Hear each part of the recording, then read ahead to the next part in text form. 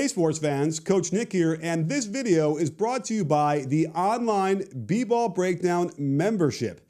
Click the first link in the description below to learn more and join. Good. After trailing for a big chunk of Game 1, it appeared the one thing the Milwaukee Bucks wanted to do in Game 2 was dispel any doubt as to why they are the #1 seed in the East.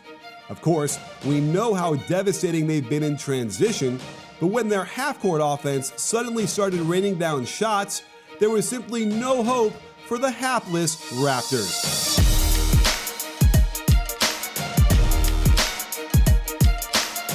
Everything aligned for the Bucks right out of the gate, and one need only look at the first 4 baskets to get a sense of what kind of night this would be. The Bucks simply spread the floor and isolate Giannis in the post against Siakam. They have to double this immediately. Siakam simply isn't up for the challenge by himself, and a quick look around the perimeter tells us that you'd absolutely leave Bledsoe.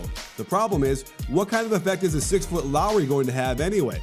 They send Gasol late, and while it might have stopped the first shot, once he's this deep in the lane, it's over.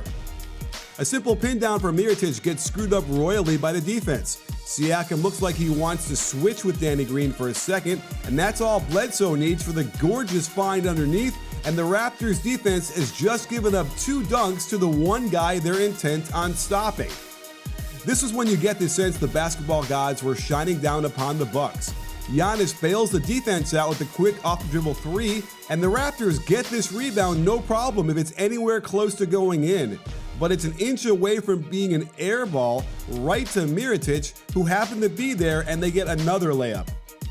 A simple handoff by Bledsoe should not have forced a switch here. Siakam could go underneath and Lowry glued to his man.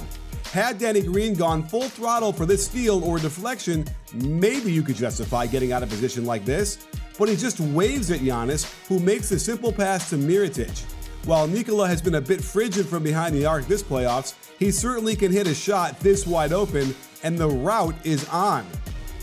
I guess since Mirotic just hit 2 shots in a row, they decided to put Lowry on him, and the Bucks run some pistol action across the top as Middleton gets the handoff right into a ball screen. Mirotic pops, gets Kawhi in the air. Siakam is worried about helping off of Giannis, and Mirotic gets his 3rd bucket in a row on a tough free throw line floater. Let's head over to the other side of the court to see why the Raptors struggled so mightily to score in the beginning. They get Kawhi open across a double screen, but Lopez has been protecting the rim fantastically during the playoffs. Middleton wanted Lopez to switch back onto Gasol, but no time as they give up the mismatch. But explain to me why Siakam is cutting to the hoop at the second Gasol makes a move that gets him a layup. Now, this, my friends, is a foul. But the refs weren't going to interrupt the flow of the game and incite the rabid crowd, and the tone was set from the beginning. They tried to flare Gasol back for a baseline shot, but this is risky, and Lowry proves why. The next time down, Middleton top blocks Kawhi, not letting him use the Lowry pin down. Terrific denial by Mirotic to prevent the second option from happening. Bledsoe makes a mistake going for this pass he had no hope of ever getting, and it gives Lowry an opening, but he panics, throws the ball too early and way off target, and a minute in, you're sensing this isn't going to go well for Toronto. However, the next time looked really good. Lowry pushes the ball and finds the trailing Gasol. Bledsoe is worried about the shot, so he gets out of position, allowing the slip to the hoop. Great rotation by Middleton and moving in the direction of the ball by Giannis to take away the pass to the corner 3. But that allows Kawhi to blow by the bad closeout by Bledsoe, and here's the Bucks defense by design. Lopez slides down to stop the shot at the rim, even though it opens up an easy pass for a wide open 3. But Gasol has been miserable in this series. Just look at his numbers in the 2 games so far, and this shot slams off the backboard. However, it goes right to Lowry, who finds Green with a tiny bit of an opening, but he can't convert either.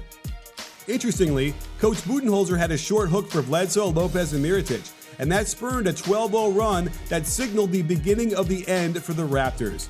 With a spread floor and shooters all around him, the only hope you have is that Siakam can maybe strip Giannis while he's doing his Euro step, but he gets too handsy and draws free throws. Having given up 4 straight points, they take out Kawhi Leonard, and this just feels like a mistake. To compound the issue, they run a play that calls for Danny Green to curl around a pin down and attack the basket. Of course, this opened up all sorts of shots in the perimeter as the Bucks do their customary collapse into the lane, and I think the Danny Green experience is over. They need to find someone else to make more of his minutes. The Bucks half-court offense isn't going to wow you with tons of ball and player movement to space the floor and use dribble drive motion to create openings. Perhaps Green didn't get the memo, but Brogdon is scorching from behind the three-point line. It's a crazy number of attempts per game considering how few minutes he's playing, and yet Green helps one pass away, has no urgency to get back to contest, and now they're on a 7-0 run. With the game teetering on the edge of a blowout, let's see what the Raptors run considering getting a great shot is so vital. Danny Green is setting a ball screen while Lowry isn't even looking as he reverses it back to the top. Ibaka runs a pitch and pick, but Ilyasova just goes underneath it to blow it up. Siakam does lure the help one pass away, and now the Raptors have something. Lowry gets Ibaka an open shot from a spot he's made his living on, and the second he shot faked, this was over. You have to know where Ilyasova is at all times, since he's going to take a charge every chance he gets. You can see how he has to lean into his left to make sure he gets contact, but he's got the reputation built in and will get this call 90% of the time. After all this analysis, you might feel like you know what's going to happen in Game 3 in Toronto. Willing to place a wager on it? There is only one place to get in on all this action. Grab the odds and allow the experts at betonline.ag to do the heavy lifting for you. Betonline.ag is BBallBreakdown's preferred sportsbook online. If you're feeling lucky and would like to support us, go to clnsmedia.com/bball and use promo code CLNS50 for that 50% sign-up bonus. BetOnline.ag, your online sportsbook experts. Watch Brogdon set Powell up with a step to the baseline. He also adds a little push-off for good measure, and it forces Ibaka to switch. This was all good defense to contain, but Serge and Danny must have both been sleeping during the scouting report, as Brogdon uses the 5 feet of space to rise up and nail another three, making it a 10-0 run. The game is going to be over in a minute if the Raptors don't get a score here. I like the Lowry-Siakam pick and roll, but not sure why Powell is jogging along the baseline, bringing his man into the paint at the same time. I can't really argue with an open 13-foot shot in the lane. It just about goes in, but the Bucks get another stop.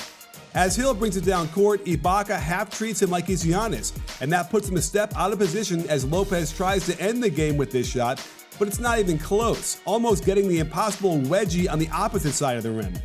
Lowry comes right down on the attack. Brogdon has no hope to keep in front by sliding his feet. He needed to turn and run, and when Lopez helps, you'd think Ibaka would have an easy 2 points. Connaughton quick blocks it right out of his hands, grabs the loose ball, and finds Hill streaking to the hoop for another layup, and the Raptors never get closer than 13 points the rest of the way. I had hoped for a long series, and it just doesn't look like the Raptors could put up enough of a fight. But they haven't adjusted well enough, and that's on the coach. Danny Green and Marc Gasol need to have their minutes slashed. The Raptors need to see if Powell can be more of a factor with more opportunities. I'd also consider starting Ibaka instead of Green, and then do what Nick Nurse has clearly avoided to the detriment of his team: Kawhi guarding Giannis, with a nice mix of Ibaka on him too. It might tire Kawhi out on the offensive end, and I get that, but they need to do something better than letting Siakam get his lunch handed to him like this, and Kawhi and Ibaka might be able to handle him without rotating an extra player or two to help. So, be on the lookout for some major changes by Toronto in Games 3 and 4. If they don't happen, this series will be over, and the Bucks will be back in the finals for the first time in 45 long years. Sports fans, Coach Nick again, and thanks for watching. If you enjoyed this video, then I've got a new online basketball membership where I share with you the best of what NBA teams are doing to help you be more successful on the court. Click the first link in the description or the pinned comment below to learn more. And don't forget to like and subscribe and let me know how you feel about today's video. Check your settings to make sure you get notified each time we drop a new one. After all, at BBallBreakdown, we're not a channel, we're a conversation. You in?